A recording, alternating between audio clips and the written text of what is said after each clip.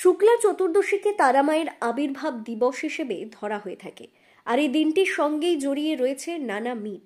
পাশাপাশি এই দিনটির সঙ্গেই জড়িয়ে রয়েছে তারাপীঠের সে বিখ্যাত পুকুর জীবিত কুণ্ড।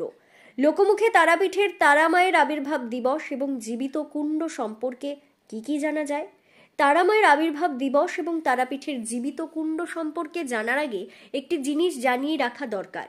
সেটি হলো শুক্লা চতুর্দশীতে তারামাকে ভক্তরা গর্ভগৃহের বাইরে দর্শন করার সুযোগ পান। কেননা এই দিনটিতে গর্ভগৃহ থেকে তারামাকে এনে বিরাম মঞ্চে বের করা হয় এবং সেখানেই রাখা হয়।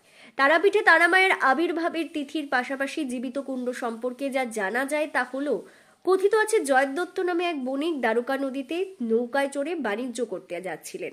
এমন সময় তিনি তারাপীঠে পৌঁছলে সেখানে নোঙ্গর করেন, কিন্তু হঠাৎ সাপের কামড়ে তার পুত্রের মৃত্যু হয়। তারাপীঠে নোঙ্গর করায় বণিকের ভৃত্য রান্না করার জন্য একটি কাটা শোল মাছ পাশের একটি পুকুরে ধুতে যায়। পুকুরের জলের সংস্পর্শে আসতেই কাটা শোল মাছটি জীবিত হয়ে পুকুরের গভীরে চলে যায়।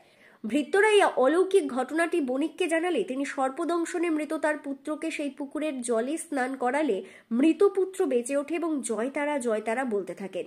সেই থেকেই পুকুরটি জীবিত কুণ্ড নামে খ্যাত। সেই রাতেই বণিককে স্বপ্ন দেন মা তারা। দিনটি ছিল শুক্লা চতুর্দশী। স্বপ্ন পেয়ে সেই দিনটিতেই তারাপীঠে মা তারার পুজো শুরু করেন বণিক জয়দত্ত।